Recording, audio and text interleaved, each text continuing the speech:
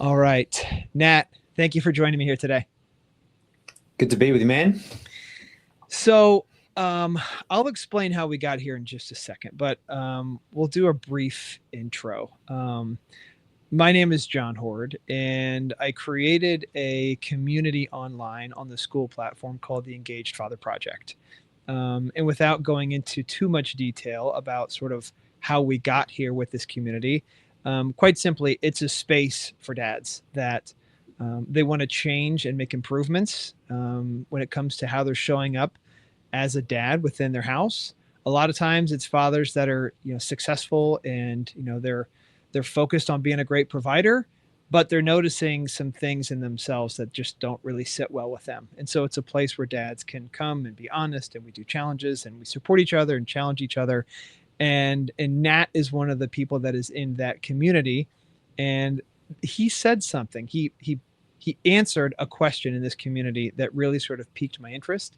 And so I asked him, I said, "Hey, would you be willing to, jump into a recording session with me, and we could just kind of talk this through?" And he so graciously accepted. So that's just a brief little bit about me. Nat, if you want to do the same, you can have the floor.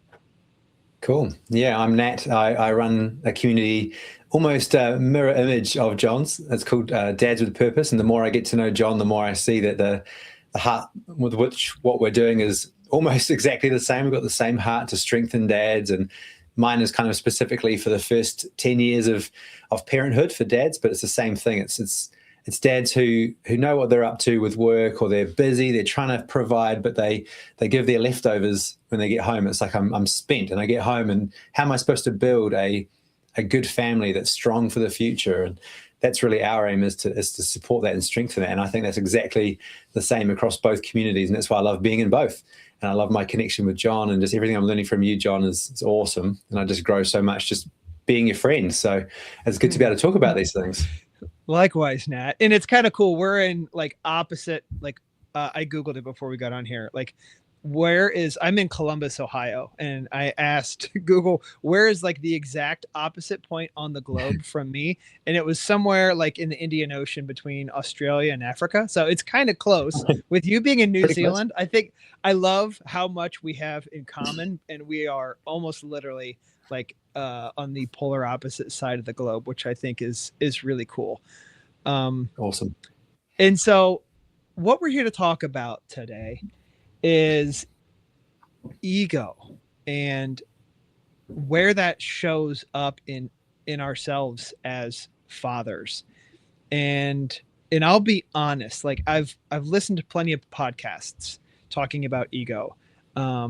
Read books, and it's this word that I hear quite often. But if somebody asked me, what is your ego, I would give a really long, rambling answer that might sort of paint a vague picture of it, but I wouldn't do a good job of articulating what ego is. And so I was really inspired by Nat's answer to a question that I put inside of my community. And so the question that I put out there was, what is your baggage? And so I'm asking this to a group of dads.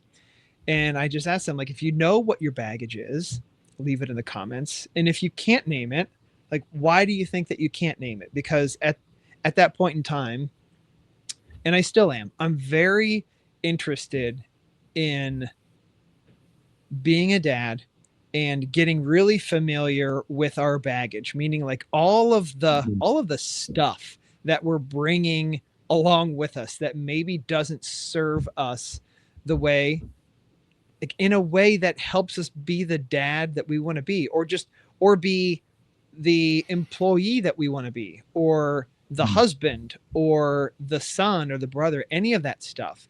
I think there's so much value in just sort of knowing like the ugly stuff that we're carrying along with us, stuff that we've sort of like accumulated over time, whether it's just through childhood experiences or traumatic events or any part of life. I think some of these things, it's like we're Velcro, and some of these things just sort of stick to us, and they can kind of get bigger over time. And if we don't like really get clear on the stuff that we're bringing along with us, then we're kind of blind to it. and I think it can have a really negative impact. And so the whole point was trying to get people to have a better understanding of whatever their own baggage is. And and Nate, I'll assume you don't. Do you remember what your answer was? If you don't, I can read it. I've got it right here. You can read it. Yeah, great. So you said, I think my baggage is my ego. Under the surface, I think life is all about me, and I'm trying to deal with it. And it floored me when I read that. And so I guess just if you want to go ahead and explain or expand on that answer, I'd love to hear more. Yeah, cool. And just to going back to what you said as well about the Velcro and what we bring into dadhood, I think is so important. I think many dads are so unself-aware of the things they carry through. In our community, we call it the blueprint, that you carry in, but sometimes you're not aware of that blueprint. And you're not aware of the issues or the way that, fatherhood has been modeled to you, or the way men treat women, or the way dads treat kids, or, was dad around? Was he not around? And we carry those things in. Sometimes we don't know about it. So I think it's such an important conversation. I loved your question. That's why I jumped in and answered and got real about it. But yeah, I think for me, ego is the big thing. And I think, I think people probably have different definitions of ego. For me, ego means an unhelpful, dominating focus on self. So there's not a problem with having a focus on yourself, but when it becomes dominating and almost like you're the center of the universe, everything revolves around you, that's when it becomes ego, and that's when it becomes a problem. That's how I would define it. I'm sure that psychologists or others might disagree, but that's okay. So I think for me, coming into parenthood, I didn't understand how much my life revolved around my comfort, my progress, my happiness in life. And people talk about marriage often as being like a training ground to get rid of self, get rid of just being about me and it being about we. But actually, it's like that's nothing compared to having kids. It's like that's like the kind of you're playing in the sandbox, and then you get into the real, difficulty of fully giving away yourself for other human beings whom you love and would die for, your kids. And you really, that whole sense of focus on self just gets beaten out of you, through sleepless nights and, vomit on the walls and, and sickness, and you know what it's like, John. I mean, it changes you big time. So I think the longer I've gone on in my journey of being a dad, the more I've realized that, my biggest baggage is this sense of life should be about serving my comfort and my desires, and these kids, I love them, but they're getting in the way of that. But instead of that being a problem, trying to reframe that as this is a real opportunity to grow into who I was supposed to always be and not allow this negative, dominating focus on self actually scupper my life or derail the real purpose in my life. So, that was kind of behind the answer, I guess. When did this start to come into focus for you? Is there a point in time, or is there a period of being a dad where you started to get a better handle on how maybe I am focusing too much on just myself, or is it I've always needed to focus on myself. Now I have other people that I need to also focus on, and trying to figure out that balance. I guess when did that start to take place for you? Yeah. And just going to part of what you said as well, I think there's a swing, there's like a pendulum shift, isn't it? There's a focus on self is important. It's just where it sits in the bigger picture of your life. I love Stephen Covey's thing about sharpening the saw in his book, Seven Habits of Highly Effective People. He talks about you're like a saw, and that saw is best when it's sharp and it's ready to go. It's not rusty, it's not dull. And there are things you need to do in your life. And he lists the 4 different areas where you sharpen yourself. But the saw doesn't exist just to be sharp. It's got a purpose. So I love that, because it's actually focusing on yourself, building yourself up. It's important, but there's a bigger purpose to it. It's not just so that you will have your comfort and feel good. It's that you can be more effective in the things you're really called to do, which would be investing into your family. Anyway, we can talk about that a bit more if you want to, but I think so in the pendulum shift of, it's not a no focus on self, but it's not a dominating, unhelpful kind of the whole world revolves around me focus on self. But for me, where it kind of came to light, I mean, it's like a death by 1,000 cuts, I think, with kids, it's like 12 rounds of just going at it, and it's getting knocked out of you all the time. Not that it's a terrible experience, but that sense of ego is kind of getting knocked out bit by bit. But there definitely was a moment for me where we had one baby, and my wife and I kind of settled into an evening, a romantic evening to connect and, be together. And we hadn't done that in a very long time. And then the baby started crying. And I just remember this feeling of like, I didn't sign up for this. This is not right. This is not fair. I don't, like just this real sense of injustice in me that my little baby was interrupting the one moment I've had with my wife in a very long time, one evening we've got together. So I think I look back on that and laugh, because it was the first of many times like that, but the first time was definitely the hardest, and kind of just made me realize how much my life was not about me anymore. I don't know. Have you had moments like that, or has it been more like a slow progression of change over time? If both is an acceptable answer, I would say both. Like, it is sort of that gradual thing, but there are also these clear moments that stand out where they feel like there are spikes in this sort of transition, where it happens quicker. And I appreciate what you said. And you didn't say that you were angry at your young kid or your baby. But like, I do also think that it's healthy to be able to say, like, there are moments in parenthood that, like, it's okay to be upset at a situation, I think. Yeah. I think, especially like you think about like this tender little baby that, can't do anything wrong. It's just trying to live. Like, it didn't do anything wrong. But that doesn't mean that we have to be happy with the circumstances in the moment, because there are other things that are important, like having, quality time with your partner to keep a marriage strong. That is also important. Like, the baby's needs are important. And so is this time between a couple.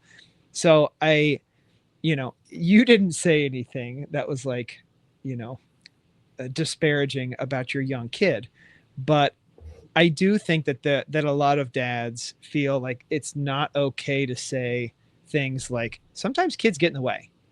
They do. They don't mean to. They're not being malicious, but like, sometimes their timing just sucks.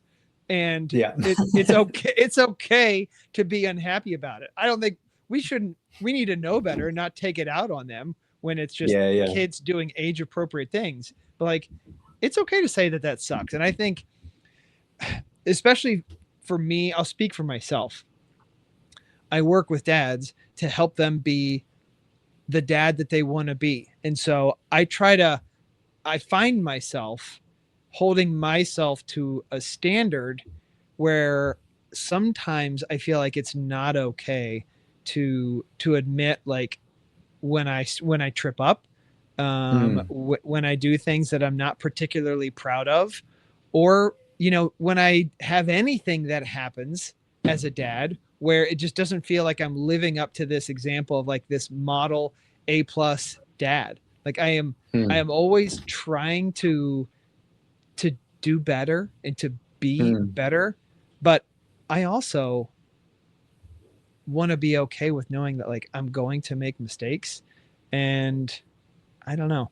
I think that's great. I think that's really helpful. And to be honest, I probably did feel a lot of anger towards that little helpless baby in that moment. You feel it. You're like, you're in the way here, but you don't. Obviously, you don't. It's how you express anger that's the important thing. You can feel angry at people, and that's okay. It's about how you deal with that and what comes out of your mouth, or with your spouse or with friends or colleagues or your kids. So I definitely felt anger. I think, and I agree with what you're saying. It is important to be able to admit that we're all work in progress and we do make mistakes. And I think one of the best things I heard someone say was, if you drop a can of paint and it spills, you've got to clean up everywhere that it spills. And it's the same with, family life. If you mess up, actually, you and your kids got splattered by the paint somewhere. Maybe you didn't speak well to your wife or your partner, but the kids heard you or they were affected by it.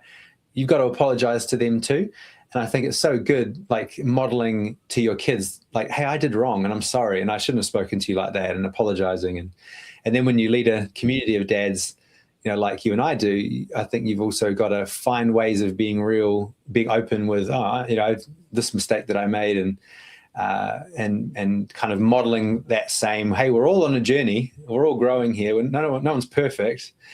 And how you do that, you got to just work your way through that, I guess. But yeah. It's good. And there is a part of me, it's hard in the moment, like when I step in it and I do something where it's like, man, I just didn't handle that the way that I wanted to.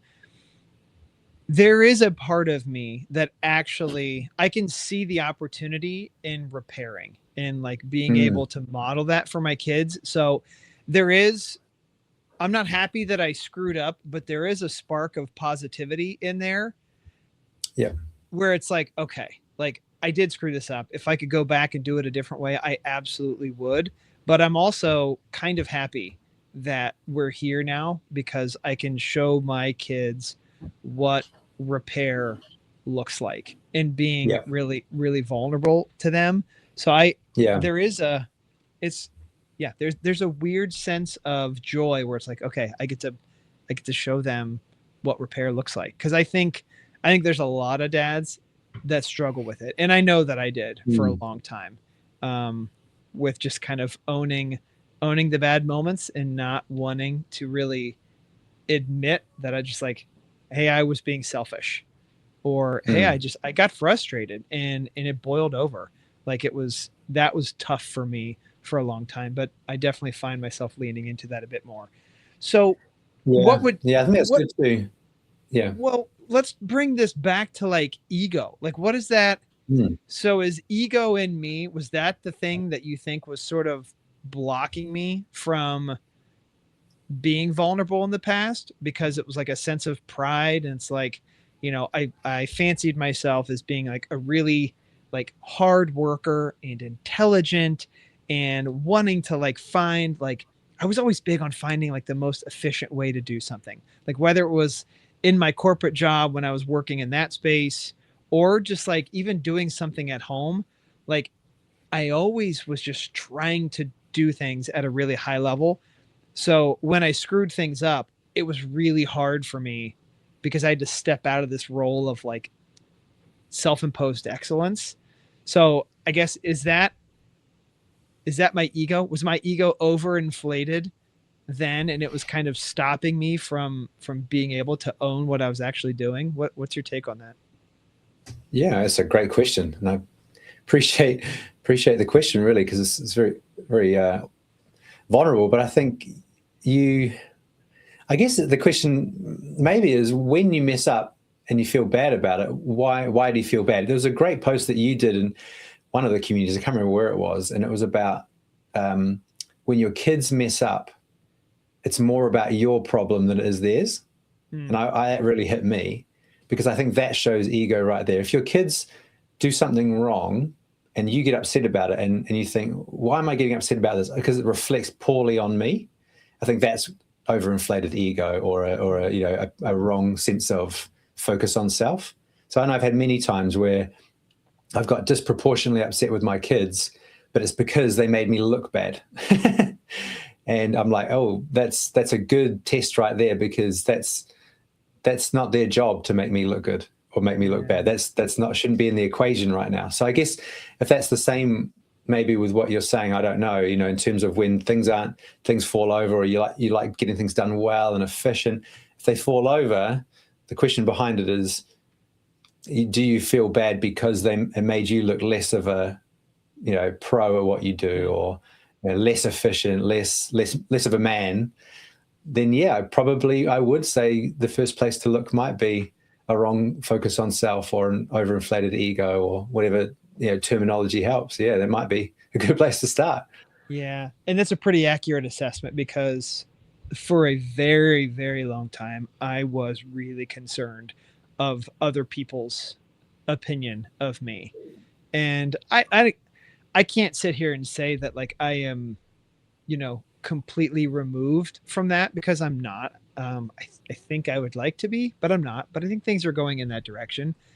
Mm, But things are a lot different for me now than they were because um I don't know, going back in time, I at least in my professional life, and I think it bled over into my personal life, that sort of self-imposed excellence that I was putting on myself, I wanted everybody else to see that as well, certainly within my job, because it would mean promotions and money and status and mm, all of that stuff. It's easy to see why I would want that, but it mm, certainly was in like my personal and like my social life as well. And it was because I cared a lot about what other people's perception of me was. And I've done a lot of work on myself, mm. and that is decreasing for sure. Sorry for the alarm.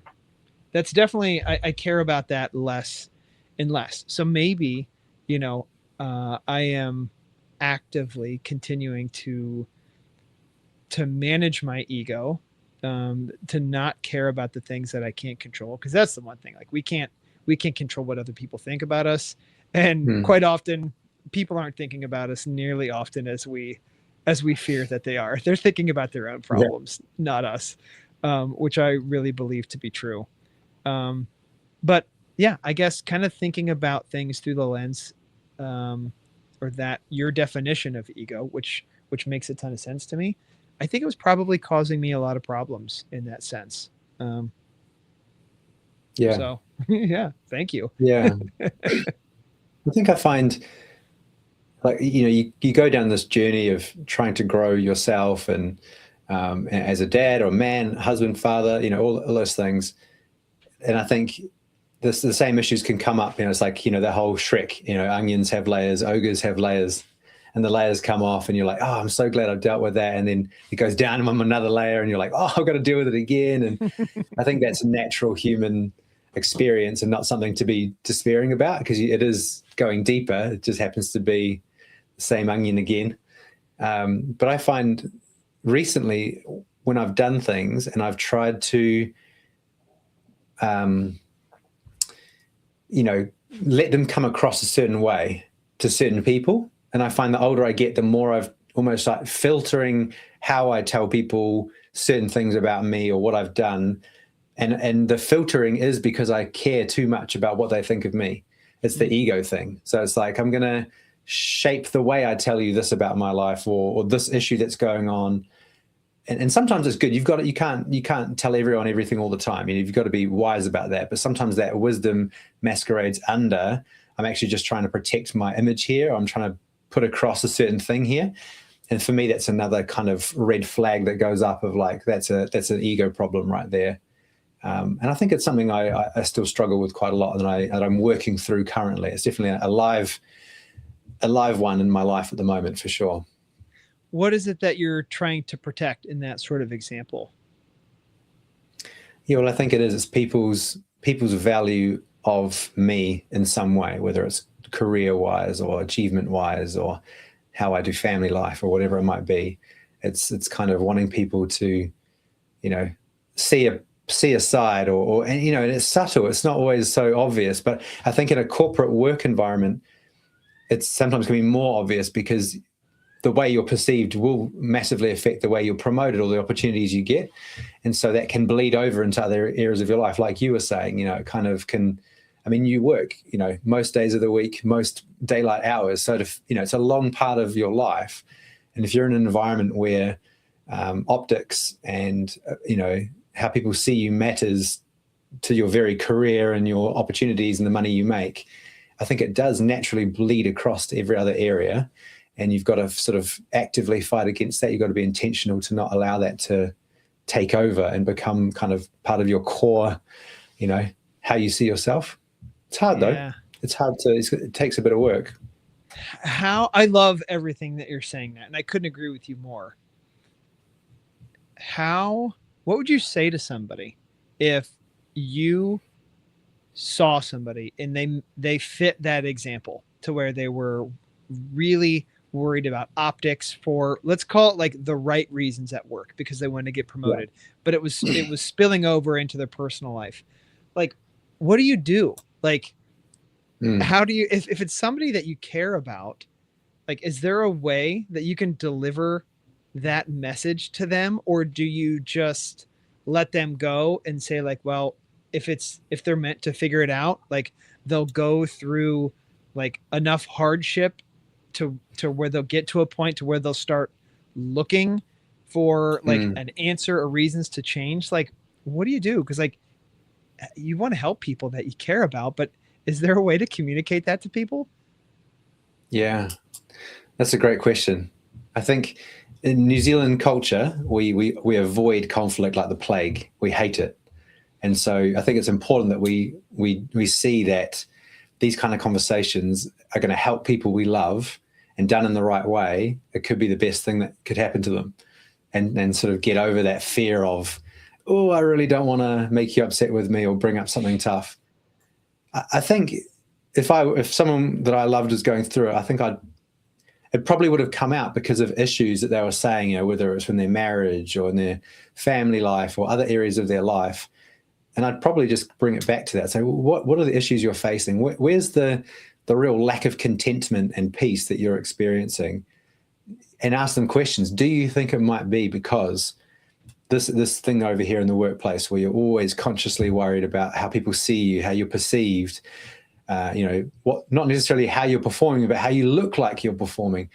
Do you think maybe that's come across to other areas of your life? Do you think that's bleeding into your sense of how you see yourself?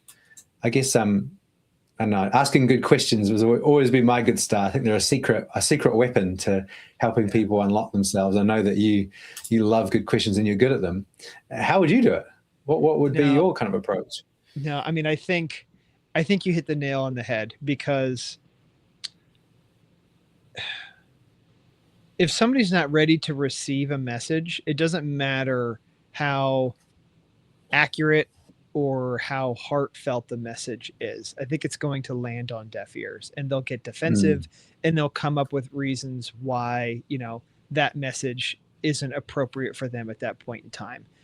And yeah. I think similarly, on my path of like self-reflection and wanting to make improvements in myself, I can think back to other moments further back in history where I heard somebody say something and it didn't mean much to me then.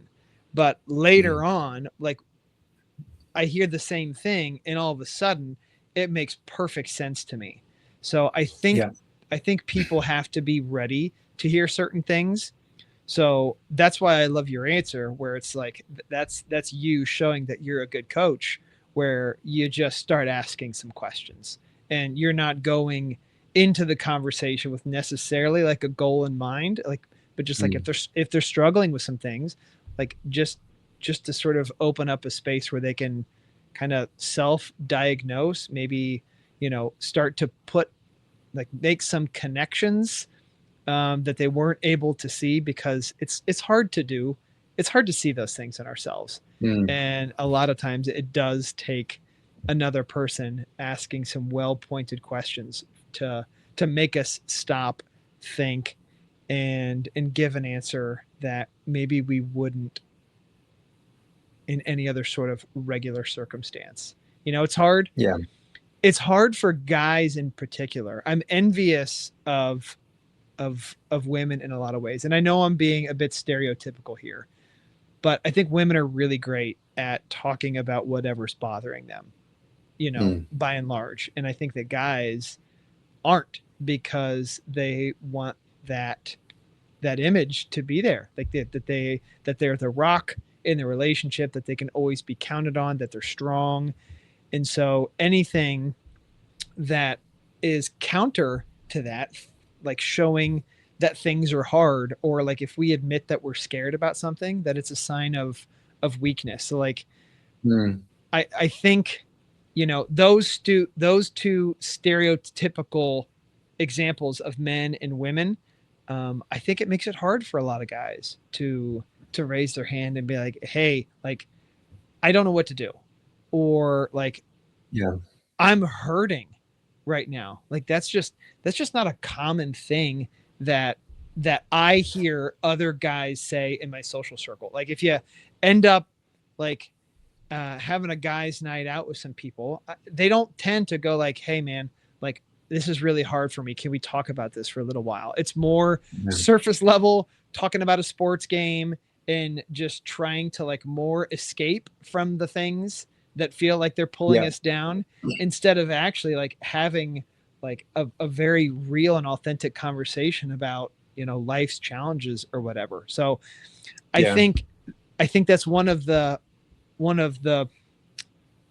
real benefits to the communities that you and I have both created, where Mm. it is a safe place where a dad can come in and like ask questions, or he can see what other people are doing, or they can just show up and be like, I don't know what I'm doing here, or how would you Mm. guys handle this, or I just need to get this weight off my chest because it's heavy. And when I'm Yeah. carrying it in silence, I feel the weight of it all the time. So I just need to put this out there. I love I love the fact that we have those uncommon spaces for people to come say things differently than they would anywhere else. So it Yeah. feels That's like right. I'm kind of I'm tooting our own horns for us, but that's okay because it's valuable. So I guess I won't be Yeah. embarrassed to say like, hey, that value is there. That's right, and I think that goes back to as well what you said about the Velcro. What stuck to us as we came into fatherhood, or adult life, and or the blueprint as the kind of wording we might use in our community too. It's like that sense of it's okay to say this is heavy and I don't know what to do and I'm struggling hasn't been modeled to us often by the generation before. Most of us, and I'm very fortunate because my dad was actually great at this, but most guys didn't have a father who modeled vulnerability or openness. It was like, just get on with it, or how about those Knicks, whatever it might be, just sports or whatever. And actually, yeah, I think you're right. We men don't naturally do it, so we do have to intentionally work out how we're going to get help, how we're going to get support. And yeah, our communities are fantastic for that, so it's good. But it still takes courage for guys to do that, because it is going against the grain of what they see is normal or what men should do. So it's really important. It is. Nat, if somebody is sitting here listening and they're just nodding their head and they're loving what they're hearing you say, how can they find your community? Yeah, well, they can jump on school/dads. I got the short URL, but yeah, Dads with Purpose on school. Where they find yours, they'll find mine. They'll be right next to each other, which is great. Join both. That's right. Yeah, so Dads with Purpose, and also the Engaged Father Project on school. That's SKOOL.com. And we'll throw a link to those communities in the description of the video. And Nat, anything else in closing that you feel like sharing? By all means, take the time to do it. I just think that these kind of conversations are great because you can't talk about these issues without putting the mirror back on yourself and thinking, how am I going to walk this out in the next 7 days? I think that's the most important thing that anyone watching this can take away, is not, oh, yeah, that's interesting, and just take more information. It's what am I going to do differently in my life because of what I'm hearing, because of something that someone said. Or so it's making it really practical, even making it into an I will statement, which sounds quite radical, but saying, in the next 7 days, I will keep an eye on where my ego is getting in the way of the way I'm treating my kids, or I will think about the way I'm speaking to my wife or partner, and allow and put her first, and not allow my own sense of what I need to get in the way of understanding what she needs. So I think just getting really practical, and even taking one thing and getting practical about it is better than just assimilating information and then moving on and doing nothing with it. So that would be my Uh, challenge. that's beautiful. So yeah, that's the marching orders. Ask yourself a question. You've heard us talk about egos. I'm the first to admit it's hard for me to even define what an ego is, but whatever it means to you, be honest with yourself and ask yourself how your ego is affecting the people around you that you care deeply about. And I would encourage you to do it without a sense of judgment. And you don't, I would even say you don't have to try to fix anything right now. Like, wouldn't that be a great place to start? It's just like getting curious and to try to Hmm. see if there are moments where it's kind of popping up, and like just start there. Just see where you can notice it. Love that. That's a great way to make real change. It's great. Just Awesome. noticing. Nat, man, I got a lot of respect for you. I appreciate you taking the time to have this conversation with me. And thank you, man. I appreciate you very Likewise, much. man. Yeah, such a privilege. Love talking with you, John. It's great.